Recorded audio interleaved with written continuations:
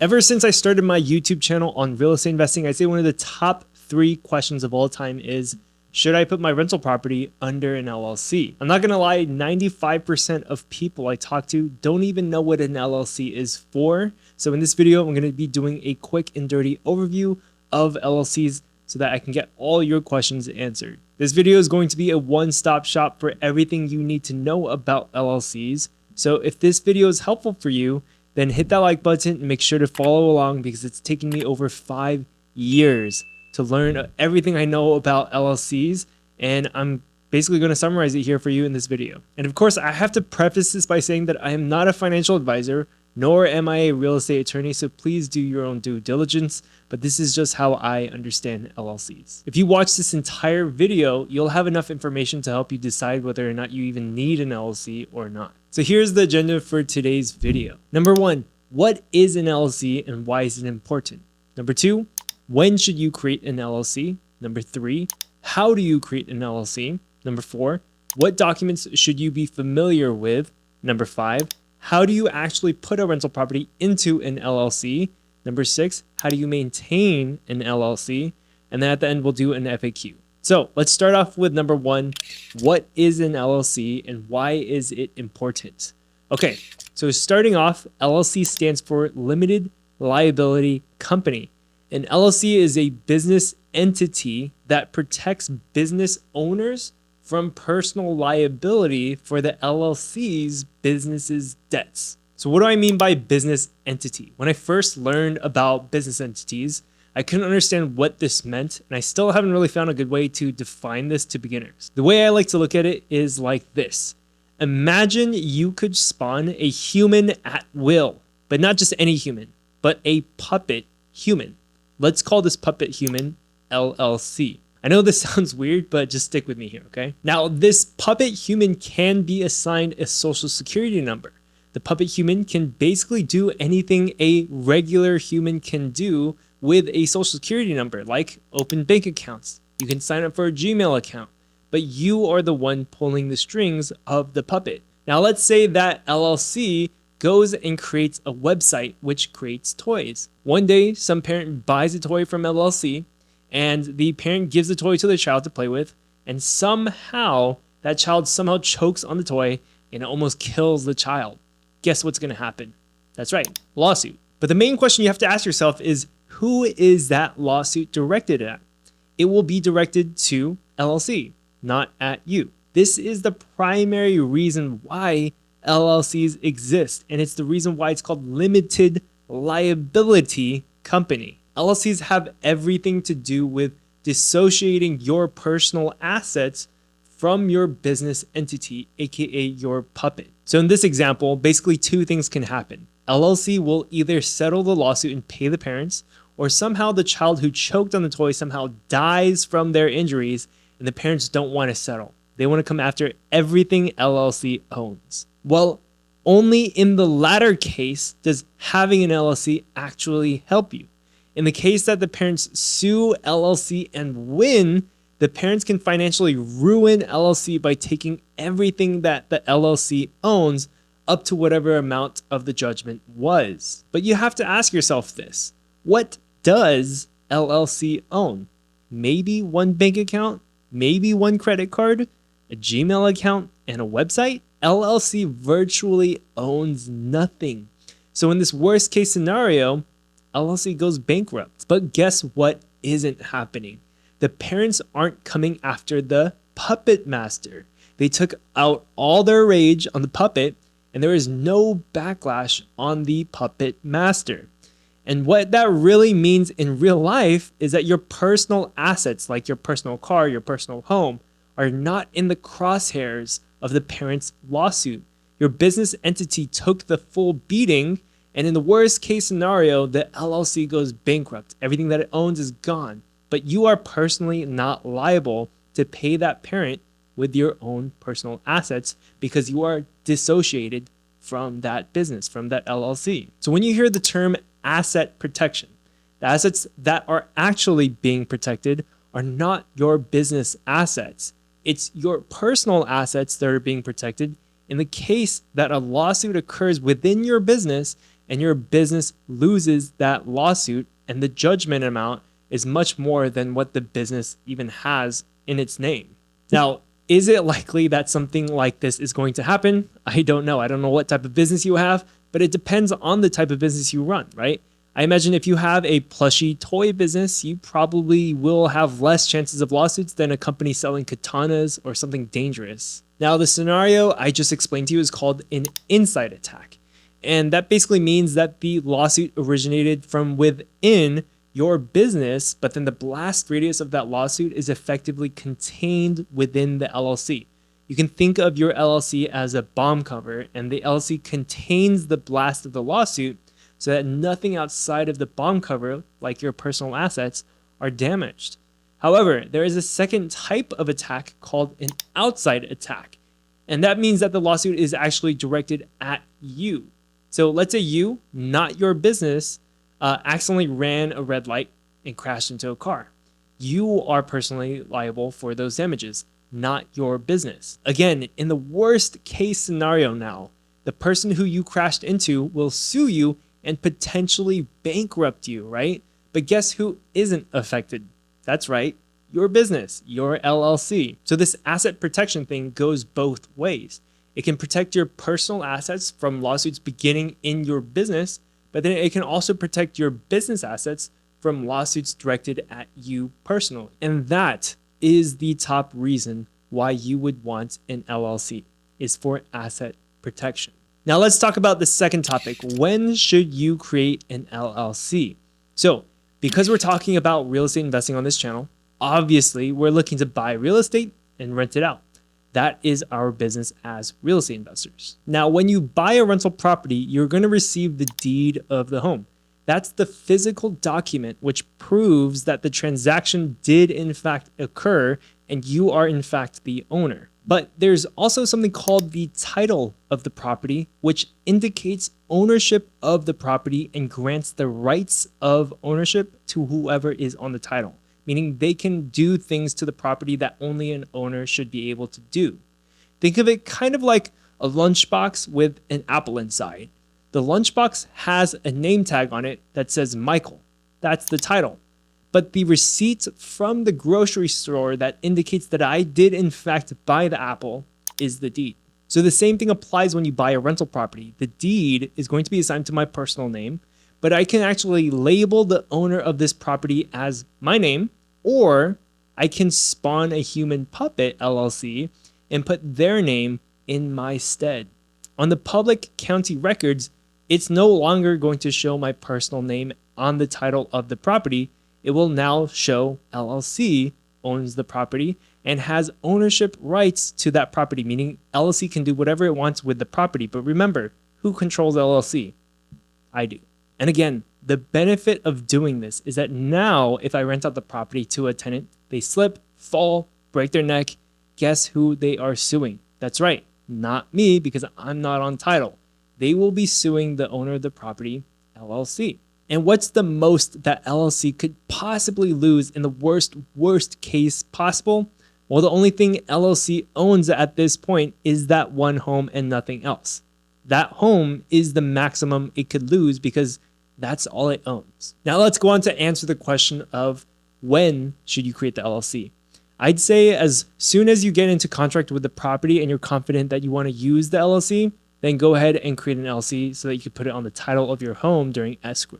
And quick tip here, you can easily close an LLC if you realize later that you didn't actually need it. So now let's talk about how do you actually create an LLC? Okay, so I live in California and every state is different, but I'm gonna walk you through the LLC creation phase in California and hopefully your state is similar. So the first step is that you're gonna go to the Secretary of State website for your state. So for me, California.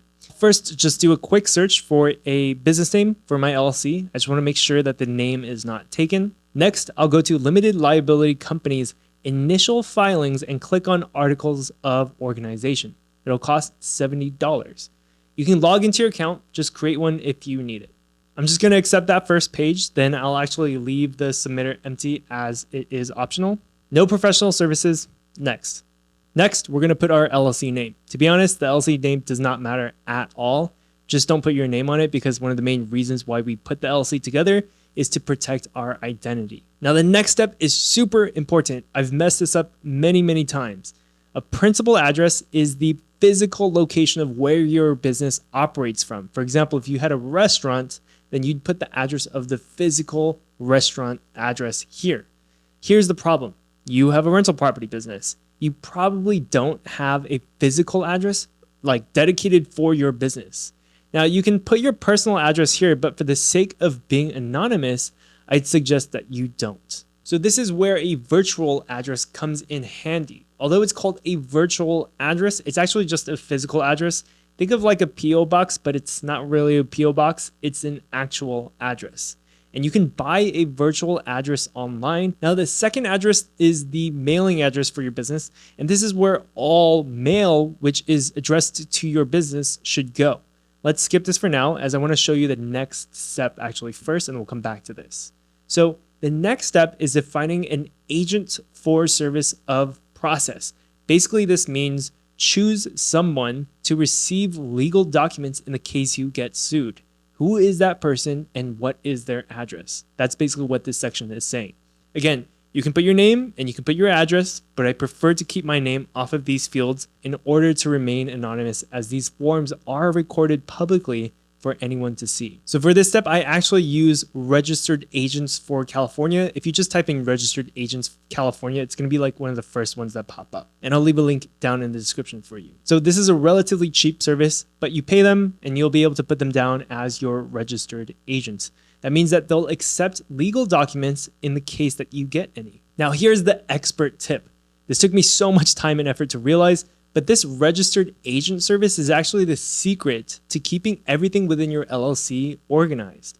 I found out recently that the registered agent services actually provide a variety of different services. Besides being the registered agent, they also offer virtual address services, meaning they will actually give you a virtual address for free when you hire them as a registered agent. So on this step, I bought their services and then I selected them as my registered agent.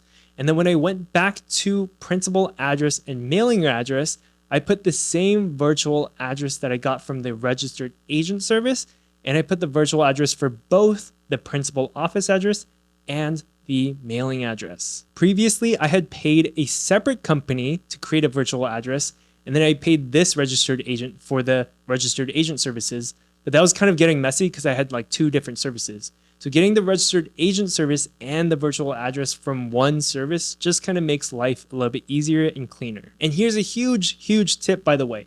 Whatever virtual address servicer you are using, you want to go into the online portal and find a way to forward any mail which is being sent to that virtual address to your personal residence where you live right now on a bi-weekly or on a monthly basis. So I've configured my virtual address provider to basically periodically forward whatever is in my virtual mailbox over to my actual personal address. That way I don't have to drive to the actual mailbox to pick up the mail, which I've done multiple times before. So there you go.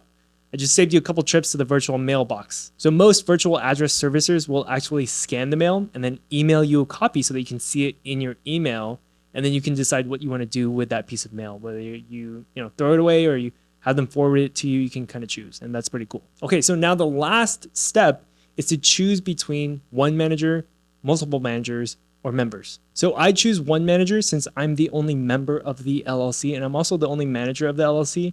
So it doesn't really matter. You can always change this later. I will say though that if you are doing a multi-member LLC, then things get a little bit more complicated. So I'm not going to go into multi-member LLCs, but at least for single member LLCs, it should be pretty straightforward. Now the rest of the form should be pretty easy to figure out. It's mostly pretty just trivial stuff, just like agreeing to stuff and submitting it. So once you go ahead and submit, you will be given a form called the Article of Organization, meaning that the Secretary of State has approved your submission and you have just spawned your human puppet into existence. Congratulations. Now, if I were you, I'd upload this document and save it into some sort of cloud storage. I use Google Drive. Create a folder with the name of your LLC and just keep it inside that folder. And now that you created your LLC, you want to get a social security number for your human puppet, but for business entities, there is no such things as social security numbers. There is an equivalent called an EIN, Employer Identification Number. So this one's actually even simpler than the LLC. You're just going to Google apply for EIN and then click on the first link that is the IRS website. One extremely important tip to save you a lot of headache is this. When you submit the form, make sure you download the EIN confirmation letter at the end. You want to download that and save it to your Google Drive. You will need that later to open your bank account. If you exit without saving that document, you'll need to call the IRS directly to get that letter, and you may have to wait on the phone for over an hour just to talk to someone from the IRS. Trust me, this has happened to me twice, so don't make that mistake. All right, so next let's talk about what documents you should be familiar with. Okay, so obviously you have your articles of organization. That is done. That basically states that your LLC was in fact created. Think of it kind of as like a certificate of formation. Next, you have your EIN confirmation letter. Hopefully you've downloaded it. It confirms that your business now has an EIN assigned to it. The third document is something called a statement of information. We haven't talked about this yet.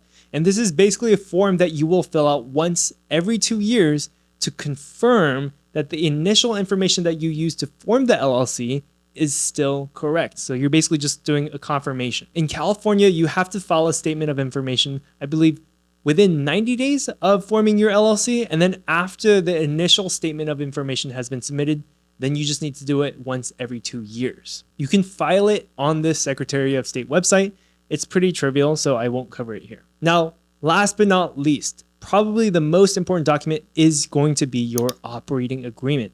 An operating agreement basically details out almost every detail about the structure of your business as well as the operating procedures within your business. Operating agreement is a legal contract between or among members. There are cases when you might have multiple members within one LLC. That's called a multi-member LLC, which are slightly more complicated than just a single member LLC. The operating agreement is a private document. You do not have to submit this paperwork to the state, but it defines what your business does, what the basic operating procedures of your business is, or maybe who your CEO is, probably you. And yes, that means that you can now put CEO in your Instagram bio. You can find an operating agreement online using a template, or you can hire an attorney to draft one up for you. That might be a couple $100, but it establishes your business as a serious business. So next, let's talk about how do you actually put a rental property into an LLC? Okay, so this one's easy. Basically, when you are in escrow for a property, the title company, which records the title on the county records, will basically ask you what you want to put on the title. And you can either put your name or you can put your LLC's name. It's pretty much as easy as that. So next, let's talk about how do you maintain an LLC? Like I said earlier, pretty much once you file your initial statement of information within the first 90 days, you just need to submit it pretty much every 2 years. At least that's in California. Some other states make you do it once every year. Some other states make you do it like once every 5 years. Next, you'll also need to pay the state for the annual fee for owning an LLC.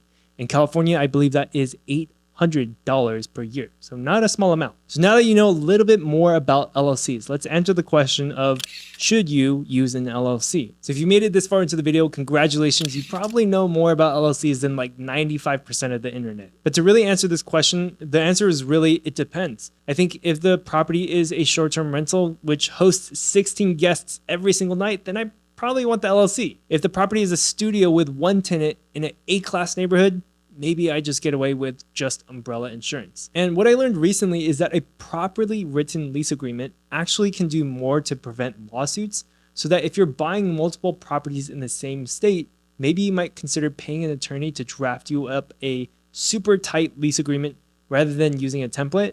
That way you can avoid lawsuits altogether. And then in that case, maybe you'll feel more comfortable without an LLC. I'd also say for bigger properties like multifamily properties, I'd probably put it into an LLC, but that's just me.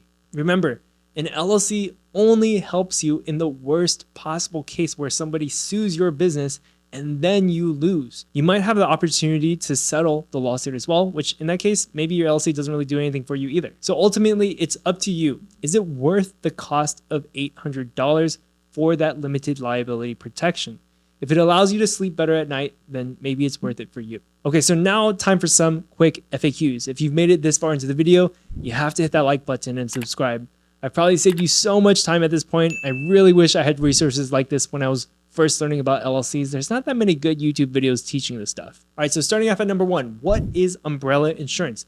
It's an additional insurance policy that basically boosts the coverage of all of your existing insurances. So some people opt to get umbrella insurance instead of opening up, like, let's say 10 LLCs for 10 of their properties. 10 LLCs in California would cost like $8,000 a year. All right, so number two, do you have to have one property for each LLC? So the answer to this is not always. You can do it however you want. But I've heard that some people allocate a certain amount of equity into one LLC, like $100,000 of equity into each LLC. That way, if they have like two homes with $50K of equity into each home, they'll just put both of those homes into the same LLC, and they'll just kind of save themselves from having to open up another LLC. And so again, the worst case scenario is if they lose an LLC, the most they're going to lose is $100,000. All right, next question. Can I transfer a rental property into an LLC or a trust? Yes. Basically, you can. I know it's possible, although I haven't done it myself. I just make sure that your lender is aware that you are planning on doing this before you do it. So the next question is, do I file a new tax return for each LLC I open? No. So if you have a single member LLC, those are considered disregarded entities, which basically means for tax purposes, the entities are basically invisible. You'd essentially prepare your taxes exactly the same as if your LLCs didn't exist.